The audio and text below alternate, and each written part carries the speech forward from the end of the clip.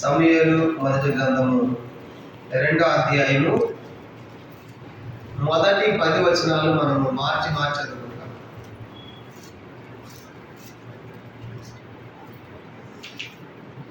మొదటి సమూయేలు గ్రంథము 2వ అధ్యాయము పేజీ నంబర్ 224 పేజీ, పాత నిబంధనలో 224.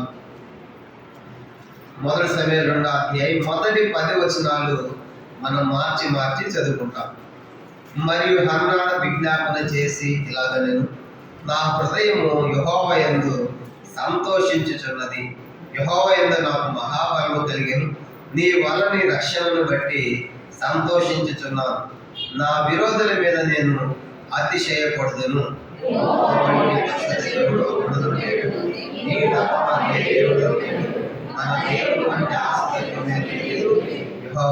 యెహోవా అనంత జ్ఞాని యొక్క దేవుడు, ఆయనే క్రియలను పరీక్షించేవాడు. ఎకరు అంత గర్వముగా మాట్లాడుకుని, గర్వ మాటలు మీ నోట రానికుడి.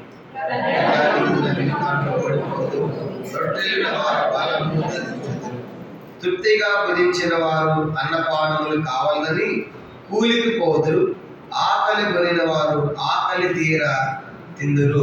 గొడ్రాలు 7 పిల్లలను కను, అనేకమైన పిల్లలను కన్నది కృషించిపోవును.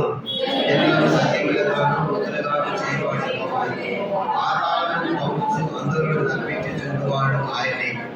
యెహోవా దారిద్ర్యమును ఐశ్వర్యమును కలుగజేయవాడు, కృంగజేయవాడును లేవనెత్తువాడును ఆయనే. కూర్చోబెట్టకు, మహిమగల సింహాసనం చేయటకు, వారిని మహిమలను లేవనెత్తువాడు ఆయనే. లేని గల వారి పెద్దల మీద లేవనెత్తువాడు ఆయనే. భూమి యొక్క సమస్తము లభాంశముంది, లోకమును వాటిని ఆయన. తన భక్తుల పాదములు తొట్టిల్లకుండా ఆయన వారిని కాపాడును. దుర్మార్గులు అంధకారముందు మాట మరుగుదురు, బలము చేత ఎవడును జయము నొందడు. వారు నాశనమవుతురు, మరమండలముల నుండి ఆయన వారిపైన పురుగుల వలె కత్తించును. లోక సరిహద్దులను వారికి ఆయన తీర్పు తీర్చును. తాను నియమించిన రాజులకు ఆయన గౌరవించును, తాను అభిషేకించిన వారికి అధిక బలము కలుగ చేయును. ప్రార్థన. పరలోకమందున మా తండ్రి, పరిశుద్ధ దేవ, మీ స్తోత్రాలు. పాడిన పాటల ద్వారా మీ నామాన్ని కనపరుచుకున్నారు, మహిమపరుచుకున్నారు. వందనాలు. దయల మా తండ్రి, పాటల ద్వారా కూడా నేను ఆరాధించగలుగుతుంది. అందుకే మేము శుద్ధిస్తూ ఉన్నాం. తిరిగి ప్రభా సమయంలో దేవుడు ఆత్మ కనుక ఆయన ఆరాధించేవారు ఆత్మతోను సత్యంతోను ఆరాధింపవలను అన్నటువంటి రీతిగా మరి వ్యక్తిగతంగా మేము ఆరాధించడం వరకే మా ఆత్మ ప్రాణ దేహములను సిద్ధపరచమని ప్రార్థిస్తున్నాం. చదివిన వాక్యాన్ని దీవించండి. మొదటి సమయంలో 2వ అధ్యాయం మొదటి 10 వచనాలు అన్న యొక్క ఆరాధన ఉదయ కాలం మీద ధ్యానం చేయబోతుంటుండగా, అన్న తను ఏం పొందిందో, ఆ దేవుడు ఎట్లాంటి వాడో ఎరిగి ఎలా ఆరాధించిందో కూడా మేము చూడబోతుంటుండగా, నిజంగా మేము కూడా ఆ దేవుడు ఎరిగిన వారమై, అనుభవపూర్వకంగా ఎరిగిన వారమై, ఆత్మతోనూ సత్యముతోనూ ఆరాధించడానికి మమ్మల్ని అందరినీ సిద్ధపరచమని సహాయపడమని ప్రార్థిస్తున్నాం. తిరిగి మరోసారి వచ్చేవారు కూడా మీ స్తోత్రాలు. రావాల్సిన ప్రజలు మార్గ మధ్యంలో ఉన్నారు, వారిని కూడా సకాలంలో నడిపించి మీరే మహిమ పొందమని ప్రార్థిస్తున్నాం. అలక్ష్యంగా నిర్లక్ష్యం ప్రజలతో కూడా మీరు మాట్లాడి తలపెట్టి మీ సన్ని తీసుకుంటామని సమస్త మహిమా ఘనత మీకే ఆరోపించుకుంటూ వందనములు చెల్లిస్తూ యేసు క్రీస్తు నామమున ప్రార్థించి వేడుకొనుచున్నాము తండ్రి. ఆమేన్. పిల్లలు మనం చదువుకున్న వాక్య భాగము మొదటి సమూయేలు గ్రంథము 2వ అధ్యాయము మొదటి 10 వచనాలు మనం చదువుకున్నాము. ఈ మొదటి 10 వచనాలు చూసినప్పుడు ఈ యొక్క భాగంలో హన్నా యొక్క ఆరాధన మనం చూడవచ్చు. హన్నా దేవుని సార్వభౌమాధికారం నందు స్థిరమైన నమ్మిక కలిగి ఉంది. దేవుడు సార్వభౌముడు, ఆయన ఏదైనా చేయగలడు, ఎవరికైనా చేయగలడు, ఎప్పుడైనా చేయగలడు.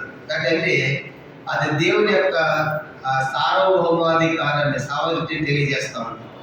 ఆ యొక్క సార్వభౌమాధికారం కింద అన్న స్థిరమైన నమ్మిక కలిగి ఉన్నట్లుగా మనం చూస్తాం. అన్న మాత్రమే కాదు, యెహోవా నామమును తగిన మహిమను ఆయనకు మరి చెల్లించాలి అని దేవుని వాక్యం మనం చూస్తాం. యెహోవా నామమునకు తగిన మహిమను ఆయన చెల్లించాలి అంటాడు. ఎప్పుడు మనము దేవునికి మహిమ చెల్లించాలంటే ఆ దేవుడు ఎట్లాంటి వాడు మనం ఎరిగినప్పుడు, మన దేవుడు అన్న ఎరిగింది, ఈయన సార్వభౌమాధికారం కలిగిన దేవుడు, ఆయన ఏమైనా చేయగలడు అనే సంగతి అన్న బాగా ఎరిగిందిగా మనం చూస్తాం. ఎప్పుడైతే మనం దేవుణ్ణి ఎరుగుతామో, ఆయన ఎవరో ఎరుగుతామో, తప్పనిసరిగా అప్పుడు ఆయన ఆరాధిస్తాం. ఆయన ఎవరో తెలియకుండా మనం ఆయన ఆరాధించలేం, కనుక ఆయన ఎవరో తెలియకుండా మనం ఆయన సమీపించలేం. కానీ కొన్నిసార్లు మనకి ఆయన మన సమీపంగానే ఉంటాడు, కానీ ఆయన ఎవరో, ఆయన ఎంత గొప్పవాడు అనే సంగతి మనం ఎరగని వారంగా మనం చూస్తూ ఉంటాం. ఒకసారి నేను ఒక స్థలానికి మరి 3 దినాల నిమిత్తం స్పెషల్ మీటింగ్కి వెళ్ళాను. వెళ్ళిన తర్వాత మొదటి రోజు ఆరాధన అయిపోయిన తర్వాత, ఆ రోజు అక్కడ రెండో సర్వీస్ కూడా ఉంది ఆరాధన. రెండో సర్వీస్ ఆరాధన కూడా నేను తీసుకోవాలి. పాటలు పాడుతున్నా నేను కూడా. నాకు ఒక పెద్ద సేవకుడు వెనకాల కూర్చున్నాడు. కూర్చున్న తర్వాత పాటలు పాడేటప్పుడు నేనే అక్కడ సేవను పిలిచి చెవులు చెప్పాను, పాటలు పాడతా, మనకంటే పెద్ద ఆయన వచ్చాడు కదా, ఆయన కూడా ఒక వర్తమానం ఇద్దాము, ఆయన కూడా వాడుకుందాం అన్నాడు. అట్లయితే 3 రోజులు చెప్పాలి, నీ ఇష్టం అన్నాడు. సరే అందరూ కలిసి చేస్తే మంచిదే కదా దేవుని పని అని నేను పాటలు పాడుతా, ఆయన పాడుతూ ఉంటే నేను పోయి ఆయన దగ్గరికి వెళ్ళి చెవిలో ఆరాధన వర్తమానం మీరే చెప్పండి అన్న తర్వాత ఆయన అన్నాడు, ఎవరు తిమోతి గారు వచ్చాడంట, ఆయన చెప్తా అంటున్నాడు. అంటే నేను తెలియదు ఆయన పాపం, ఆయనకు వచ్చింది లేదని. లేకపోతే తిమోతి గారు నేను వచ్చింది నేను ఇక్కడికి ఆల్రెడీ మార్నింగ్ చెప్పాను, రెండో మెసేజ్ కూడా నేను చెప్తాను, మీరు వచ్చారంటే మీరు ఒకటి తీసుకోండి అన్నారు. అప్పుడు మీరు అని చెప్పేసారే అన్నాడు. అంటే కొన్నిసార్లు మనుషులు ఎవరు ఎరగినప్పుడు మనకేమి కూడా అర్థం కాదు, కాబట్టి తెలియాలి. కానీ ఇప్పుడు అన్న ఆ దేవుడు తెలుసుకుంది, అందుకే ఆ దేవుడు ఎట్లాంటి వాడు అనే సంగతి అన్న ఎరిగింది. అన్న ఆరాధించడానికి గల కారణాలు చూసినప్పుడు ముఖ్యంగా మనకు అన్న జీవితంలో 5 ప్రాముఖ్యమైన కారణాలు మనకు కనబడతాయి. అన్న పిల్లలు లేకుండా ఉంది, మనకు తెలుసు ఆ సంగతి అంతా.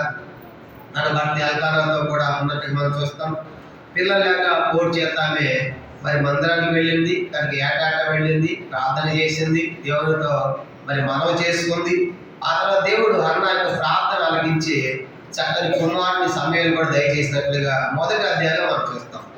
మరి అన్న ఆరాధించడానికి గల 5 కారణాలు మొట్టమొదటి ఏంటంటే హన్న ప్రార్థనకు జవాబు పొందుకుంది. మొదటిది ఏం చెప్పండి, హన్న తన ప్రార్థనకు జవాబు పొందుకున్న స్త్రీగా మనం చూస్తాం. వచ్చిన ప్రార్థన బట్టి దేవునికి కృతజ్ఞతలు చెప్తుంది. రెండవది ఎందుకు ఆమె ఆరాధిస్తుందంటే 2వ అధ్యాయము మొదటి సమూయేలు గ్రంథం 2వ అధ్యాయం మొదటి వచనం చూడండి. మొదటి సమూయేలు గ్రంథము 2వ అధ్యాయం మొదటి వచనం. మరియు హన్న విజ్ఞాపన ఎలాగను, నా హృదయము యెహోవా యందు సంతోషించుచున్నది. రెండో సంగతి, దేవుడు నా హృదయంలో సంతోషం ఉంచాడు. మొదటిది, నా ప్రార్థనకు జవాబు ఇచ్చాడు, చక్కని కుమారుడు అనుగ్రహించాడు, అందుకు ఆరాధిస్తుంది. రెండవదిగా హన్నా జీవితంలో హృదయములో సంతోషం. అంతకుముందు సంతోషం లేదు కనుక పిల్లలు లేకుంటే పెన్నెన్నాతో వైరితో కనుక వైరి పెన్నెన్న ఎన్నో మాటలు పడుతూ ఎన్నో అవమానాలు నిందలకు గురైనటువంటి హన్న ఇప్పుడు అవన్నీ తలపోయి హృదయంలో గొప్ప సంతోషము పొందినదిగా మనం చూస్తాం. అందుకంటే నా హృదయం యెహోవా యందు సంతోషించుచున్నది.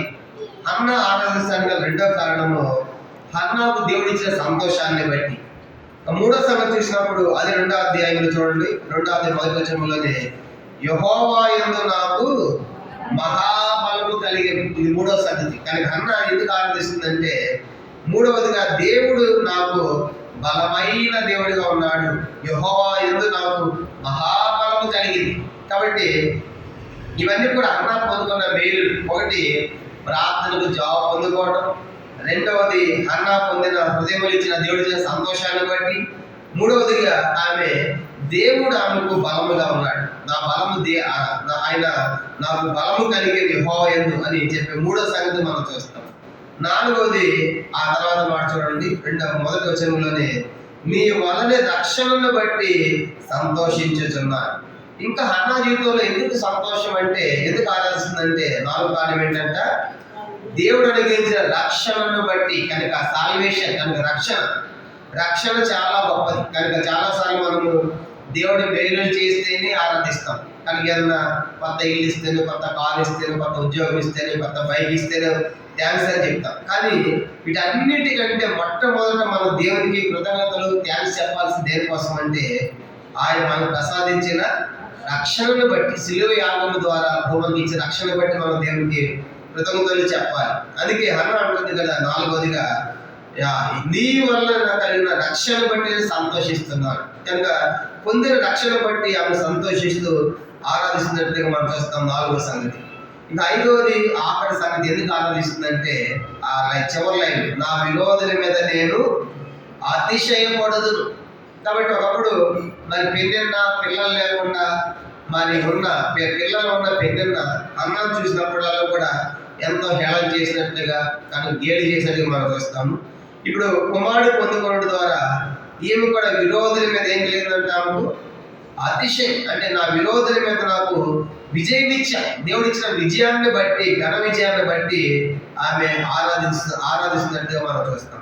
అంటే హన్న దేవుని ఆరాధించడానికి గల 5 ప్రాముఖ్యమైన కారణాలు. మొదటి చెప్పండి ఏంటంటే హన్న ప్రార్థనకు జవాబు వచ్చింది. 2వది హన్నాకు హృదయంలో దేవుడు సంతోషం అనుగ్రహించాడు. 3వదిగా హన్నాకు దేవుడు బలముగా ఉన్నాడు, తన బలాన్ని అనుగ్రహించాడు. 4వది హన్న తన పొందుకున్న రక్షణ బట్టి ఆరాధిస్తుంది. 5వదిగా హన్న విరోధుల మీద పొందిన అతిశయం లేదంటే విజయాన్ని బట్టి, దేవుడు నాకు ఇచ్చిన విజయాన్ని బట్టి నేను దేవుణ్ణి ఆరాధిస్తాను అనే ఆమె యొక్క ఆరాధన మనం చూస్తాం.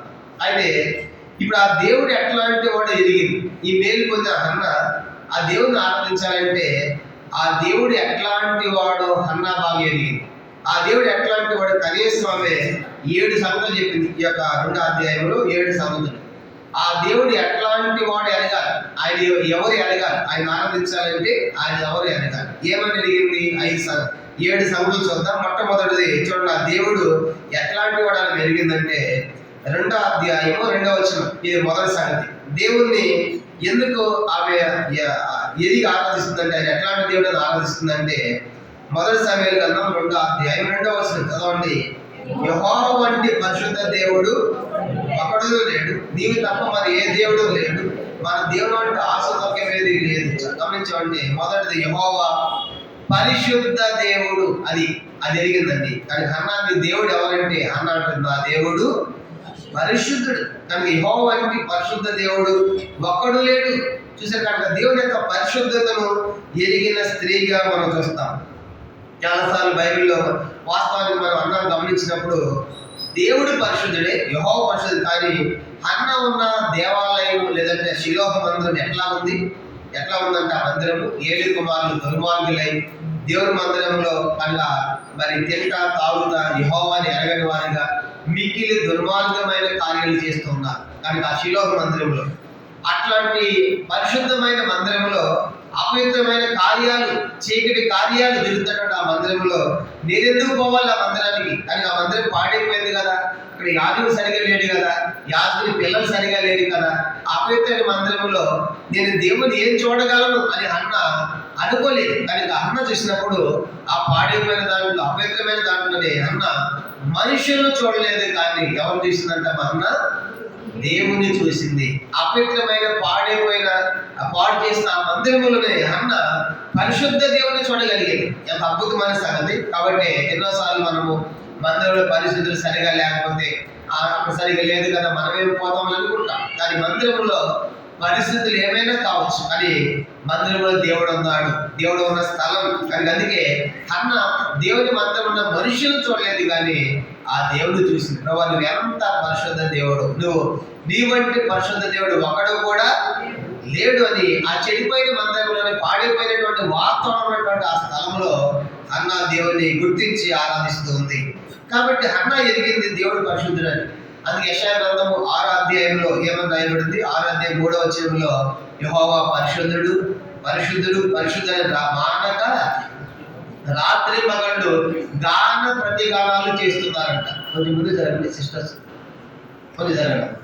స్తుతియో మహిమ ఘనత నీకే యోగ యోగముల వరకు ఎంతో నమ్మదగిన దేవా, ఎంతో నమ్మదగిన దేవా, ఆది దేవుడవై మాకి చేతివే ఎంతో గొప్ప శుభదినము మా దేవుడవై మాకి చేతివే ఎంతో గొప్ప శుభదినము మేమందరము ఉత్సాహించి సంతోషించెదము మేమందరము ఉత్సాహించి సంతోషించెదము కొనియాడెదము అరువాడని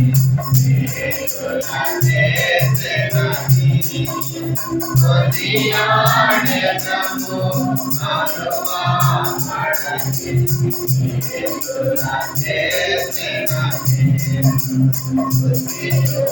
మహిమా ఘనత నీకే యుగ యుగమునవరకు ఎంతో మగనిన దేవా ఎంతో. కాబట్టి అన్న చెడిపోయిన మందిరంలో పాడైపోయిన మందిరంలోనే మనుషులు చూడలేదు కానీ దేవుడు చూసింది. ఆ దేవుడు ఎంత గొప్పవాడు ఎదిగింది. ఆయన పరిశుద్ధ దేవుడు అనే సంగతి అన్న గుర్తించింది. అందుకే పరలోకంలో దూతలు కూడా దేవుడిని ఆరాధిస్తూ ఉన్నాడు. ఆయన పరిశుద్ధుడు పరిశుద్ధుడు పరిశుద్ధుడు మానక రాత్రి మెగళ్ళు గాఢ ప్రతిగానాలు చేస్తూ ఉన్నారు. అందుకే ఇశ్రాయేలు ప్రజలు కూడా ఎర్ర సముద్రం దాటిన తర్వాత ఏమన్నారు? నిర్గమాకాండం 15వ అధ్యాయం. వాళ్ళు కూడా దేవుని గురించి ఏమని ఆరాధించారంటే నిర్గమాకాండము 15వ అధ్యాయం. నిర్గమాకాండం 15వ అధ్యాయం 11వ వచనము.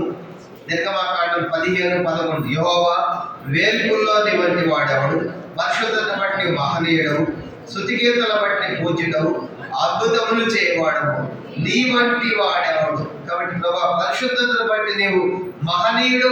వేల్పులు దేవతలు ఎంతమంది ఉన్నారు కానీ ఆ దేవతల్లో నీ వంటి వాడు లేడు. పరిశుద్ధతను బట్టి మహనీయుడిగా ఉన్నామని వాళ్ళు దేవుని ఆరాధించినట్లుగా మనం చూస్తాం. ఆ పరిశుద్ధ దేవుడు పాపులైన మనల్ని పరిశుద్ధపరచడానికి తన రక్తాన్ని కార్చాడు. అందుకే 1 యోహాను పత్రిక 1వ అధ్యాయం 7లో రాయబడింది, యేసు రక్తము ప్రతి పాపం నుండి మనల్ని కడిగి పవిత్రంగా చేయి. ఆ రీతిగా యేసు ప్రభువు ఈరోజు మనల్ని పరిశుద్ధ జనముగా చేశాడు. 1 పేతురు పత్రిక 2వ అధ్యాయం 9లో రాయబడింది, ఆయన మనల్ని ఆశ్చర్యమైన తన వెలుగులోనికి మనల్ని పిలిచి వారి గుణాశ్చర్యలను ప్రచురణ చేయని నిమిత్తం ఏర్పరచబడిన వంశము కనుక రాజులని యాజక సమూహము పరిశుద్ధ జనముగా చేశాడు. కాబట్టి ఈ ఉదయకాలం మనం కూడా దేవుణ్ణి ఆరాధించాలి. కానీ మొదటి కారణము అన్న దేవుడు ఎవరు ఎరిగింది. దేవుడు ఎట్లాంటి వాడు అంటే ఆయన పరిశుద్ధుడు అని ఆయన ఆరాధిస్తున్నాడు. రెండో సంగతి చూద్దాము. 1 సమూయేలు గ్రంథం 2వ అధ్యాయము 3వ వచనాన్ని చదువుకుంటాము. హన్న తన దేవుడు ఎవరో ఎదిగి ఆరాధిస్తుంది. రెండో సంగతి 1 సమూయేలు గ్రంథం 2వ అధ్యాయం 3వ వచనం అందరికీ కలిసి, యెహోవా అనంత జ్ఞానియగు దేవుడు, ఆయన క్రియలను పరీక్షించేవాడు, ఎకనంత గర్వముగా మాట్లాడుకుని గర్వపు మాటలు మీ నోట రాని.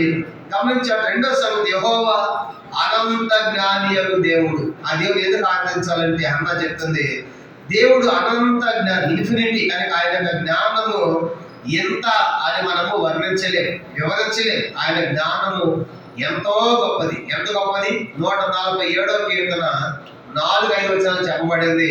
147వ కీర్తన 4-5 వచనాల్లో ఏమని రాయబడింది? ఆ నక్షత్రముల సంఖ్యను నియమించి ఉన్నాడు, వాటన్నిటికీ ఆయన పేర్లు పెట్టి ఉన్నాడు. కనుక మన ప్రభు గొప్పవాడు, ఆయన అధిక జ్ఞానము కలవాడు. గమనించామంటే నక్షత్రాలను నియమించి వాటికి సంఖ్య పెట్టాడు. కనుక ఈ రోజు వరకు కూడా నక్షత్రాలు ఎన్నో ఎవరికి అర్థం కావడం లేదు. కనుక ఏ ఖగోళ శాస్త్రజ్ఞులు కూడా నక్షత్రాల కౌంటింగ్ లెక్క చెప్పలేకపోతున్నారు. అట్లాంటి దేవుడు, ఈ దేవుడు నక్షత్రముల సంఖ్యను నియమించిన వాడిగా మనం చూస్తాం. కనుక ఆయన జ్ఞానం ఎంత గొప్పది. కాబట్టి అలాగా నక్షత్రాలను నియమించి కనుక వాటికి పేరు పెట్టడమే కాదు, అందుకే మన ప్రభు గొప్పవాడు, ఆయన అధిక జ్ఞానము కలవాడని చూస్తాం. ఆయన జ్ఞానము చేత ఏం చేశాడంటే ఆయన ఇర్మియా గ్రంథము 10వ అధ్యాయం, దేవుడు తన జ్ఞానము చేత ప్రపంచమును స్థాపించాడు. ఇర్మియా గ్రంథము 10వ అధ్యాయం ఇర్మియా గ్రంథం 10వ అధ్యాయము అందరం కలిసి 12వ వచనం. ఇర్మియా గ్రంథము 10వ అధ్యాయము 12వ వచనం అందరం కలిసి మనం చదువుకుంటాం. ఇర్మియా గ్రంథం 10:12. ఆయన తన బలము చేత భూమి సృష్టించెను, తన జ్ఞానము చేత ప్రపంచమును స్థాపించెను, తన ప్రజ్ఞ చేత ఆకాశమును విశాలపరచెను. తన జ్ఞానము చేత ప్రపంచమును స్థాపించాడు. కానీ దేవుడు ప్రపంచమును స్థాపించాడు తన జ్ఞానము చేత. ప్రపంచం అంతా కూడా ఆయన జ్ఞానంతో నడుస్తుంది. అందుకే హన్నా ఎదిగింది ఈ దేవుడు. రెండవదిగా అనంత జ్ఞాని యొక్క దేవుడు యెహోవా పరిశుద్ధుడు. రెండవది యెహోవా అనంత జ్ఞాని యొక్క దేవుడు. కాబట్టి ఆయన ఆరాధించాలని దేవుడు ఆరాధిస్తుంది. మూడో సంగతి మనం చూద్దాము.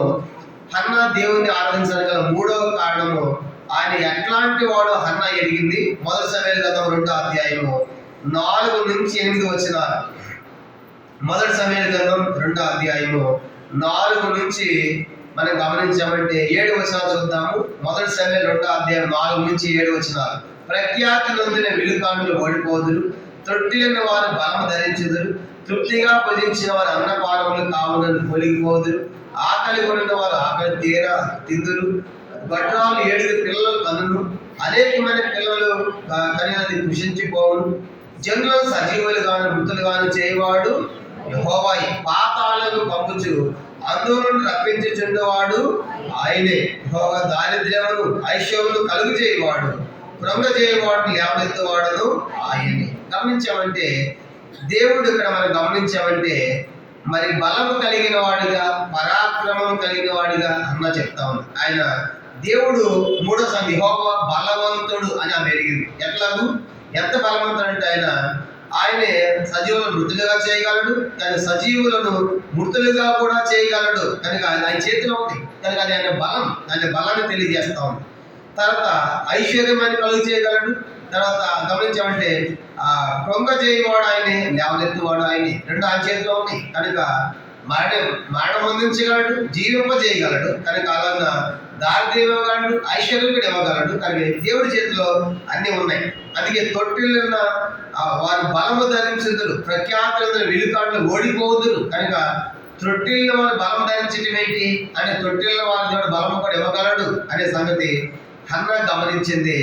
కానీ 4 నుంచి 7 వచనాల్లో హన్నా ఏమని గుర్తించిందంటే యెహోవా బలమైన దేవుడు. ఎక్కడ ఆయన బలమైన దేవుడు. కనుక అందుకే మరి యెషయా 9వ అధ్యాయం 6వ వచనంలో ఆయన ఆశ్చర్యకరుడు, ఆలోచనకర్త, బలవంతుడైన దేవుడు. కాబట్టి దేవుడు బలమైన దేవుడు. కాబట్టి అందుకే ఆయన ఆరాధించాలి. కనుక ఎందుకు దేవుడు ఆరాధించాలంటే ఒకటి, ఆ పరిశుద్ధతలో ఆయన వంటి వాడు వేడుకలో దేవతలు ఎవరు లేరు. రెండవదిగా జ్ఞానములో ఆయన వంటి వాడు ఎవరు లేరు. ఆయనే అనంత జ్ఞాని. కనుక జ్ఞానములో ఆ దేవుడితో సమానమైన వారు ఎవరు లేరు. కనుక ఈ దేవుడు జ్ఞానవంతుడు. మూడోది చూసినప్పుడు ఆయన బలవంతుడిగా కనబడుతున్నాడు. ఎట్లాంటి మూడవదిగా ఆయన బలవంతుడిగా మనకు కనబడతాడు. మూడవది.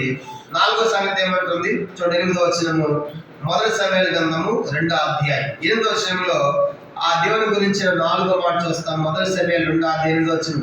దరిద్రులను అధికారంతో కూర్చుని పెట్టకును, మహిమ గల సింహాసనమును స్వతంత్రింపజేయటకును వారిని మట్టిలోని లేవనెత్తువాడు ఆయనే, లేమి గల వారిని పెంటకొమ్మ మీద లేవనెత్తువాడు ఆయనే. భూమి యొక్క స్తంభములు యెహోవా వశము, లోకమును వాటి మీద ఆయన నిలిపి ఉన్నాడు. మనం గమనించామంటే ఇంకా 4వ సంగతి చూసినప్పుడు ఆ దేవుని గురించిన 4వ మాట మనం చూస్తాము. ఆ దేవుడు మహిమ గల సింహాసనమును స్వతంత్రింపజేస్తాడు. ఆయన మహిమ కలిగిన దేవుడు అని గుర్తించింది. తర్వాత ఆయన తన మహిమతో ఏం చేస్తాడంటే ఆయన దరిద్రులను అధికారులతో కూర్చుని పెడతాడు. దరిద్రులను అధికారులతో కూర్చుని పెడతాడు. లేమి గలవారిని పెంట గొప్పల మీద లేవనెత్తి అయినా కనుక మరి ప్రధానులతోనూ అధికారులతోనూ కూర్చొని పెడతాడు. కాబట్టి 4వదిగా ఆయన మహిమ కలిగిన దేవుడు. కనుక మనం చూస్తాం కన్నా చెప్తుంది ఆయన మహిమ గల సింహాసనమును స్వతంత్రింపచేయడు. ఆ మహిమ గల సింహాసనం మీద దరిద్రులు తీసుకెళ్తున్నాడు. దరిద్రులను కూర్చోబెడతాడు. కుంగిన వారిని లేవనెత్తి వారిని తన సింహాసనం మీద కూర్చొని దేవుడు. అందుకే ఎఫెసీ పత్రిక పౌలు ఏమని రాస్తాడు. ఎఫెసీ పత్రిక ఆల్రెడీ మనము రక్షించబడిన మనము ఆయన కుడి పార్శ్వమున కూర్చుండబెట్టబడి ఉన్నాం. ఎఫెసీ పత్రిక 2వ అధ్యాయం. ఎఫెసీ పత్రిక 2వ అధ్యాయము మనం గమనించండి. ఎఫెసీ పత్రిక 2వ అధ్యాయము, ఎఫెసీ పత్రిక 2వ అధ్యాయం 7వ వచనము.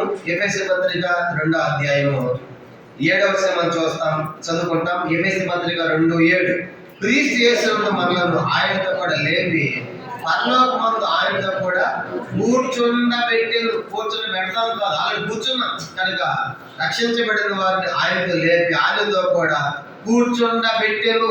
అందుకే అంటుంది, తన మహిమ గల సింహాసనం మీద దరిద్రులను తీసుకెళ్లి కూర్చోబెడుతున్నాడు. కానీ గమనించమంటే పెట్టగొప్ప నుంచి లేవనెత్తి అక్కడ కూర్చోబెడుతున్నాడు. ఆయన ఎంత గొప్ప దేవుడు, ఆయన మహిమ కలిగిన దేవుడిగా అన్న దేవుని ఆరాధిస్తా ఉంది. కాబట్టి అందుకే మనం ఎందుకు ఆరాధించాలి? తన మహిమను విడిచి ఈ లోకానికి ఆయన సామాన్యమైన మనిషిగా దాస వ్యక్తునికి వచ్చి మన శరీరంలో బలియాగం చేశాడు, రక్తాన్ని కార్చాడు, చనిపోయాడు, సమాధి చేయబడి తిరిగి లేచాడు. ఎంత గొప్ప దేవుడు! తన మహామహిమ విడిచిపెట్టి ఒక రిక్తుడిగా దాసుడిగా వచ్చాడు మన పాప పరిహారం కొరకై. దాని వరకే మన ప్రభుని ఆరాధించవలసిన ఉన్నాం. 4 సంగతులు చేసిన మొదటి అన్న ఆ దేవుడు ఏమని చెప్పింది, ఆయన పరిశుద్ధ దేవుడుగా ఆయన ఆరాధించాలి. రెండవదిగా ఆయన అనంత జ్ఞాని దేవుడిగా ఆయన ఆరాధిస్తుంది. మూడవదిగా ఆయన బలమైన దేవుడిగా ఆయన ఆరాధిస్తుంది. నాలుగవదిగా ఆయన మహిమ కలిగిన దేవుడిగా ఆయన ఆరాధిస్తుంది. 5వ సంగతి చూద్దాం. మొదటి సమూయేలు గ్రంథం 2వ అధ్యాయం. మొదటి సమూయేలు గ్రంథం 2వ అధ్యాయం 9వ వచనం.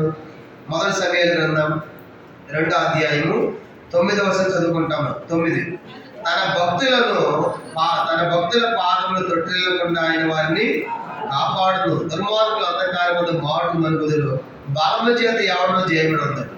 5వ సంగతి చూసినప్పుడు తన భక్తుల పాదములు తొట్టిల్లకుండా ఆయన కాపాడును అనే సంగతి మనం చూస్తాం. 5వదిగా ఆయన నిత్యుడకు దేవుడిగా మనం చూస్తాం. తన భక్తుల పాదములు తొట్టిల్లకుండా దేవుడు తన ప్రజలను, తన భక్తులను కాపాడుతున్నాడు. ఎలా కాపాడుతున్నాడు? తండ్రి తన బిడ్డలు ఎలా కాపాడుతాడు, తండ్రి తన బిడ్డలు ఎలా జాలి పడతాడు, అలాగా ఆయన నిత్యుడకు తండ్రిగా తన భక్తుల పాదములను తొట్టిల్లకుండానే కాపాడుతున్నాడు. కానీ ఉదయకాలం దేవుని ఎందుకు ఆరాధించాలంటే, ప్రభా ఎన్నో అపాయములు, ఎన్నో ప్రమాదములు, వాటన్నిటిలో మరి తొట్టిల్లకుండా నువ్వు నన్ను కాపాడుతున్నందుకై నీకు స్తోత్రాలు అని అన్న దేవుణ్ణి ఆరాధిస్తున్నట్లుగా మనకి జ్ఞాపకం చేయబడతా ఉంటుంది. అందుకే దేవుడు ఏం చేశాడంటే ఆయన భక్తులను ఎట్లా కాపాడుతున్నాడు? 34వ కీర్తన 34 చూడండి, 7వ వచనం. 34వ కీర్తన తన భక్తులను ఎలా కాపాడుతున్నాడో రాయబడింది. 34వ కీర్తన అందరం కలిసి 7వ వచనం చదువుకుంటాం. చదవండి. యెహోవా యందు భయభక్తులు గల వారి చుట్టూ ఆయన దూత కావలి ఉండి వారిని రక్షించును. కానీ దేవుడు తన దూతను పెట్టి తన భక్తులను కాపాడు. నిత్యకు తండ్రిగా ఆయన తన పిల్లలైనటువంటి మనలను, తన ప్రజలను ఆయన కాపాడుతున్నాడు. అందుకే ఈ లోకంలో దూతలు ఎప్పుడు పనిచేస్తూ ఉంటారు. మొన్న చెప్పాను దానియేలు గ్రంథము, మన బైబిల్ చెప్తా. దానియేలు గ్రంథము 10వ అధ్యాయంలో దానియేలు ప్రార్థన చేస్తాడు. 10 అధ్యాయాలు ప్రార్థన చేస్తే 8 అధ్యాయాలు ప్రార్థన చేస్తాడు. ఆ దర్శనం వచ్చినప్పుడు ఈ 3 వారాలు అంటే 21 రోజులు ప్రార్థన చేస్తాడు. అయితే మొదటి రోజే దానియేలు ప్రార్థన పరలోకి వెళ్ళింది. ఎన్నో రోజు వెళ్ళింది? మొదటి రోజు. దానియేలు 10వ అధ్యాయం మొదటి రోజే పోయింది. దేవుడు కూడా దూతని మొదటి రోజే పంపిస్తాడు. జవాబు దానియేలు చేసిన ప్రార్థనకు ఒక దర్శనం జవాబుగా పంపిస్తాడు.